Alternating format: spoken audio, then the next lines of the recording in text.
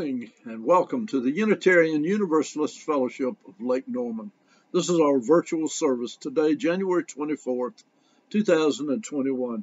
My name is Jim Price. I'm currently Vice President of our fellowship, and I am the worship coordinator today for our speaker, the Reverend Pat Jobe. But more about that in a minute. A little bit about our fellowship. Our members follow different paths to find purpose and meaning, but we are united in the belief in the inherent worth and dignity of all beings. We are a liberal and open faith community, and everyone is welcome regardless of race, sexual orientation, gender, economic status, or ability. You are welcome here. Our opening words today are, all of us are welcome here, all of us are loved, by Unitarian Erica Hewitt. Good morning again, and welcome to this liberal religious congregation, the Unitarian Universalist Fellowship of Lake Norman. And again, my name is Jim Price, and I welcome you. Some of us are bringing our best selves to this space, and some of us are bringing our struggling selves, including pieces we might be ashamed of. All of us are welcome here, and all of us are loved. Some of us have already have open hearts, and some of us aren't quite there yet, because our hearts have gotten a little beat up this week, or maybe over the past 4 years, and might have forgotten how to trust and open. Your heart is welcome here, no matter how bruised. We welcome you among us. All of us are imperfect, but we're here to drop our defenses and trust that what happens in this worship can be powerful and life-giving. Together, we affirm that this day and our being together can make each of us braver, more compassionate, and wiser than when we woke up this morning. We welcome you here. The chalice is a symbol of our faith, and I will light our chalice now.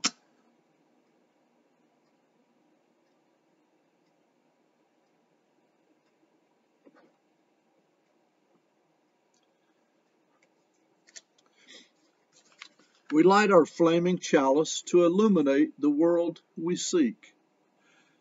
In our search for truth, may we be just. In our search for justice, may we be loving. And in loving, may we find peace.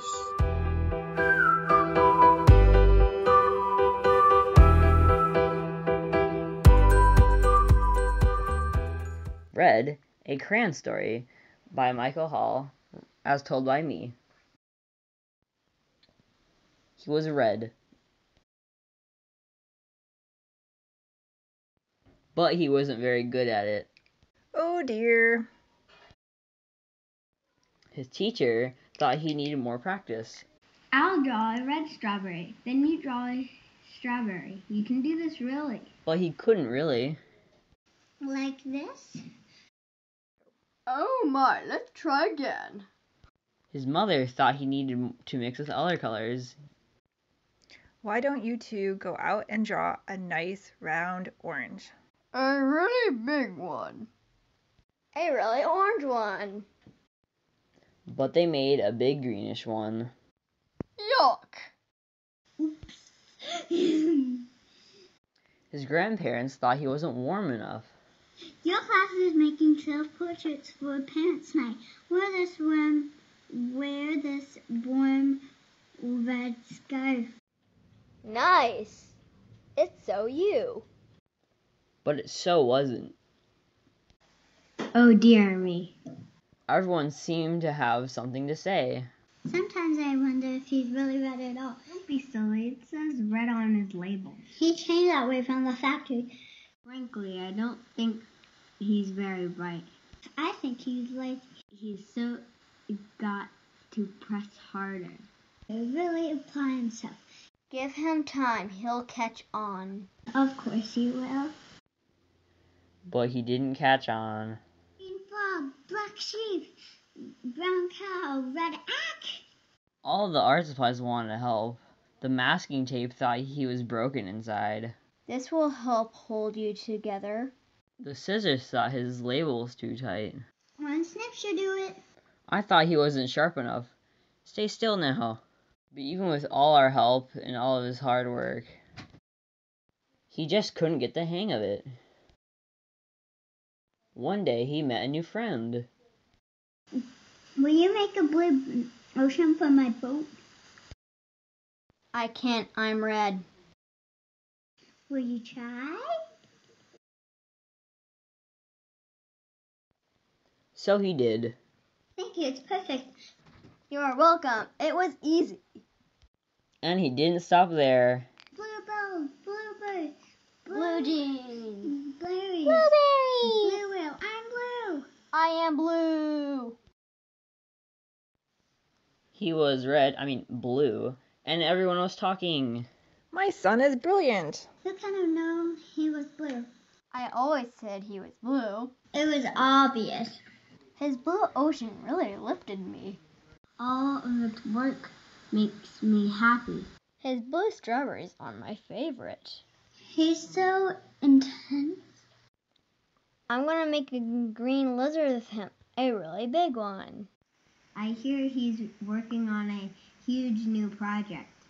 He's really reaching for the sky. And he really was.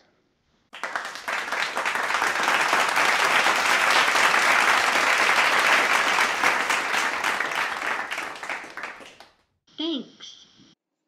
Our presentation today is called In the Name of Jesus, and it will be delivered by our pastor, the Reverend Pat Jobe.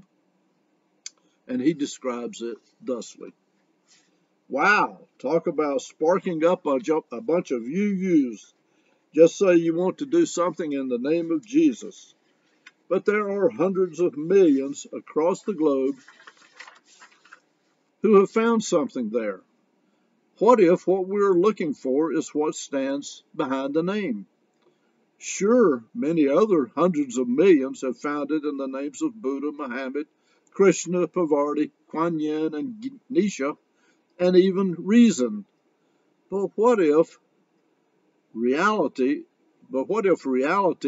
is there behind the name of Jesus too? With his usual zeal for rattling cages, Reverend Jobe asks the question and then offers an answer. I know it will be intriguing, I know it will be interesting, I know it will be thought-provoking, and I know we'll have something to talk about during our talk-back session at 11 o'clock. I thoroughly intend to enjoy his presentation and look forward to it. Please help me welcome our pastor today, the Reverend Pat Jobe. Good morning. Please join us after you finish enjoying this service to meet via Zoom. Our Zoom link and access code are under the link for the service on the website. We like to begin with specific joys, sorrows, concerns, and things that are a little less than joyful about our personal lives, and also the lives of family members, friends who may be in crisis or may have just been named the May Queen. You never know with this crowd. And before we get into other social sharing, let's take a minute or two to share any questions or feedback that may have come up from this message. And again, thank you for the opportunity to be here with you. Talk about sparking up a bunch of you-yous. Just say you want to do something in the name of Jesus. But there are hundreds of millions across the globe who have found something there. What if what we are talking about, what we are looking for, is what stands behind that name? Sure, many other hundreds of millions have found it in the name of Buddha, Mohammed, Krishna, Pavarti, Quan Yin, the Chinese goddess of compassion, or Gnesha. Some have even found it in reason. But what if reality is there behind the name of Jesus too? One of our colleagues in UU ministry once joked that the only time you will hear a UU use the name Jesus Christ is when he's falling down a set of stairs. Many of us are hypersensitive to the name because we know how much damage has been done by Jesus ministers, Jesus freaks, Jesus sexual abusers, Jesus racists, homophobes, and dog kickers. We know from the Crusades to the last election, people have weaponized the name and marched it into battle. People in those battles have been tortured and killed. And so many UUs would rather listen to fingernails on chalkboards than hear the name of Jesus.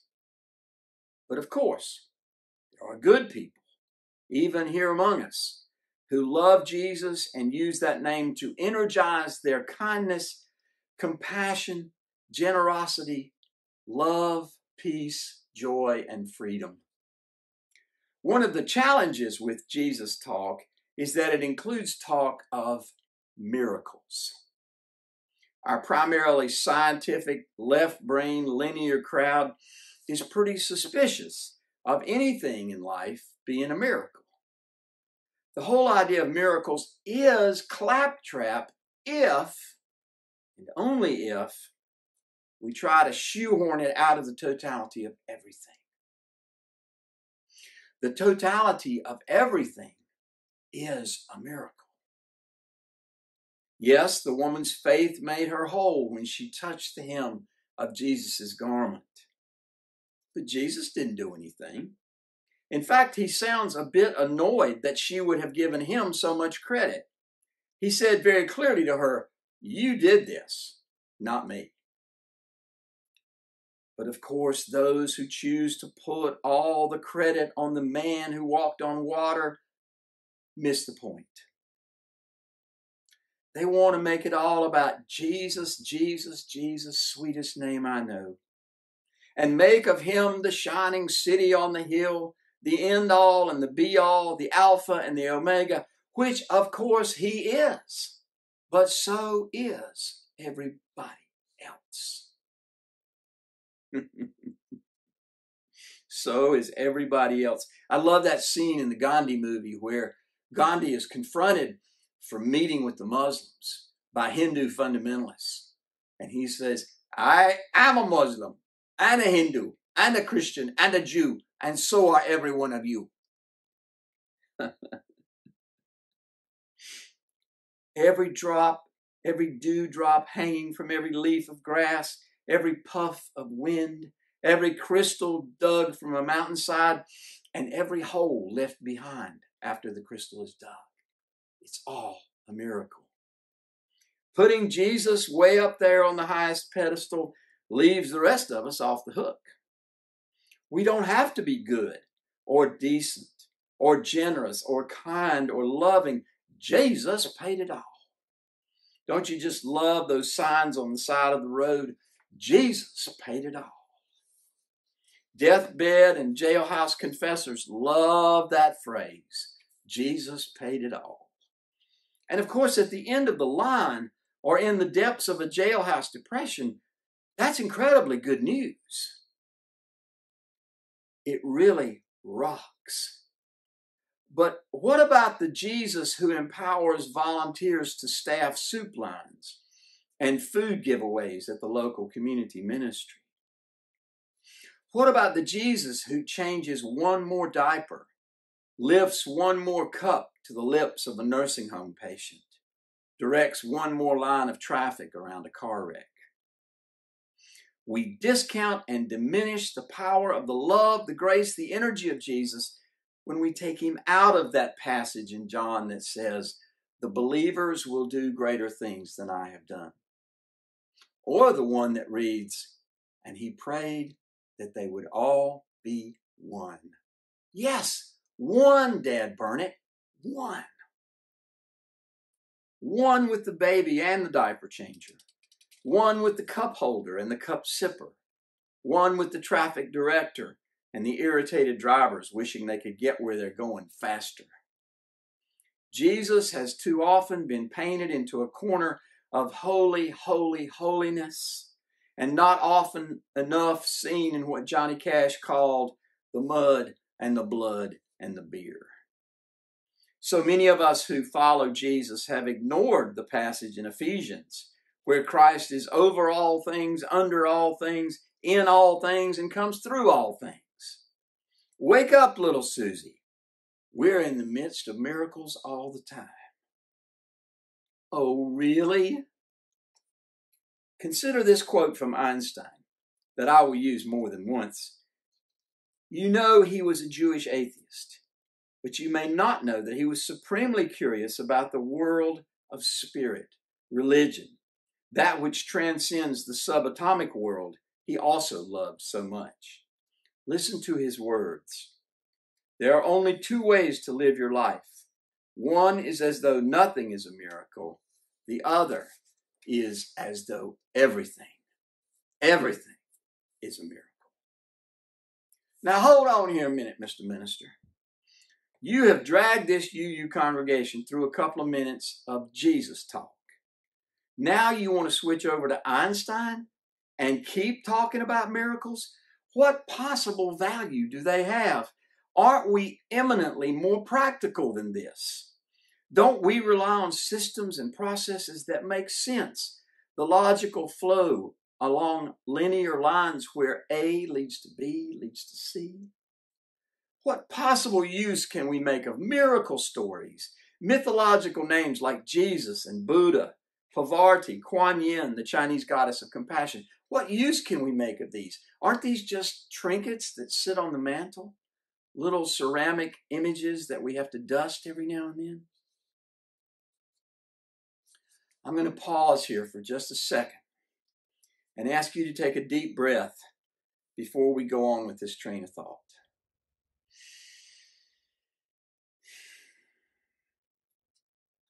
This next piece for me is very personal, maybe even a little controversial. But stay with me. I promise to bring this thing home and land it in UU terms. Without my own personal, individual belief that the whole thing is a miracle, I would be tempted to kill myself. I know that's alarming and even off-putting. On the rare occasion I've tried to write about it or talk about it, people have scoffed at me and told me I don't know what I'm talking about. They tell me I have never experienced suicidal ideation, but I have. I know about that deep, black, 50-gallon drum of black ink that can come at such times. And I believe that I have touched the hem of the mystical, magical, miraculous garment that the woman found in the story about Jesus. I give Jesus for credit for saving many a potential suicide from an early grave. But I have no doubt that Buddha, Quan Yin, and other religious avatars have also worked the same miracles. And so has reason. Buckminster Fuller didn't kill himself because he stood on a riverbank, tempted to do just that, and realized he hadn't done enough with his life to make it worth killing. It was after that decision that he invented the geodesic dome and wrote more than 30 books about everything from science to cosmology. Eckhart Tolle didn't kill himself because he realized he was arguing with himself about the decision.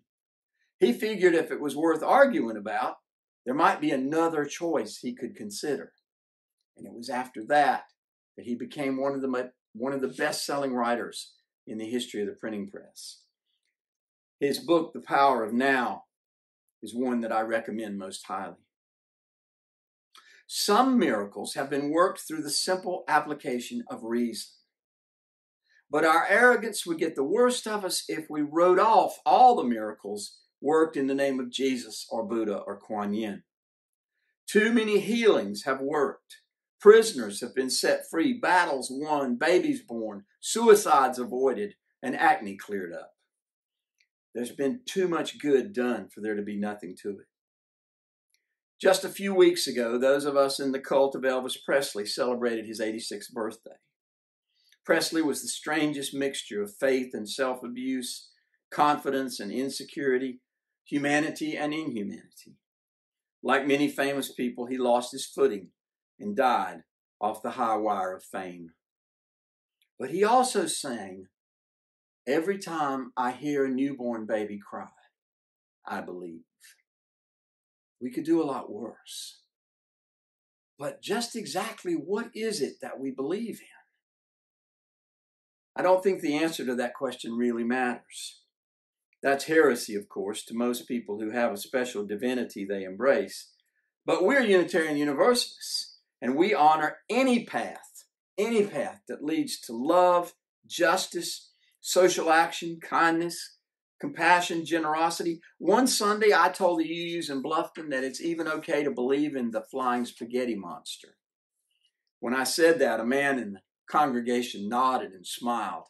He came up to me after service and told me he had a bumper sticker on his car affirming his faith in the flying spaghetti monster. Martin Luther King said Jesus was deified in the same way that a man pointing at the moon for a dog will have the dog look at his hand instead of the moon. Jesus is the hand. The moon is the path. We are called to the way of the moon, not the way of the hand pointing. We are called to move toward justice, love, kindness, regardless of who or what points the way. I'll tell you some advice I heard once about raising children. You can get everything else wrong and love them, and they'll turn out all right. You can get everything else right and fail to love them, and they'll be screwed up. Now, some of you may know examples of how that's not true, but I have found it to be true in my walk. Love is the great way. Love is the moon that Jesus and Buddha and Quan Yin have been pointing toward for thousands of years. Sometimes it is not logical or reasonable, but sometimes it's just all we need. Like the Beatles sang, love is all we need. Love is all we need.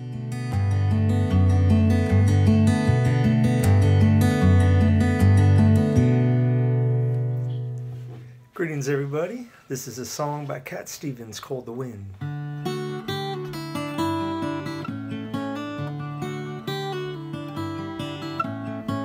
Hey, I listen to the wind of my soul.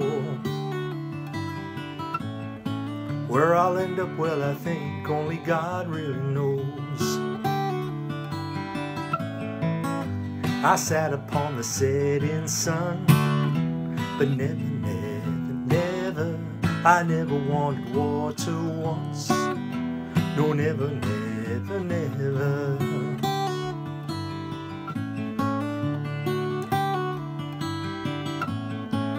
I listen to my words, but they fall far below. I let my music take me where my heart wants to go. I swam upon the devil's lake, but never, I'll never make the same mistake. No, never.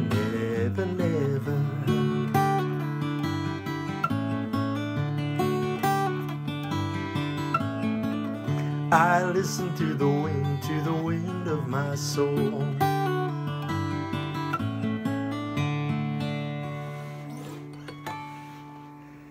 Take care, everybody. Thank you very much for that message, Pat. It was very inspiring and thought-provoking, and I look forward to our discussion about it during the lunch hour, the talkback hour at 11 o'clock. We're so thankful to have you, Pat. We're so thankful for our members and for our fellowship. The newsletter this week had several good articles worth your time. One announcement was that the children's program last week had 7 children. That's the most yet. Also, there's an announcement that now our church information is available on Instagram. And then there's a good story about a project that the kids are working on with Autumn. That's worth taking some time to check out. And there's information about a new adult RE class that's going to be offered. And lastly, a link where you can get information about vaccine availability. All these are very good public service announcements. And thank you so much for Regina and what you do with the newsletter. Okay, that said, I believe that's the announcements, and we do have some closing words. These closing words are by Eileen Karpalis, and she titles it, As We Part Now from One Another. As we part one from another, let these be our thoughts. If that which is most holy lies within the human person, and if the greatest power in the world shines flickering and uncertain from each individual heart, then it is easy to see that the value of the human associations dedicated to nurturing that light, the couple, the family, and the religious community. For the power of good in any one of us must at times waver. But when a group together is dedicated to nurturing the power of good, it is rare for the light to grow dim in all individuals at the same moment.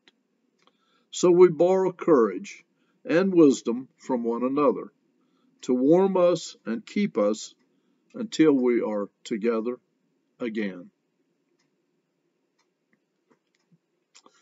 And now, I hope you all have a nice week. We'll see you at Talk Back.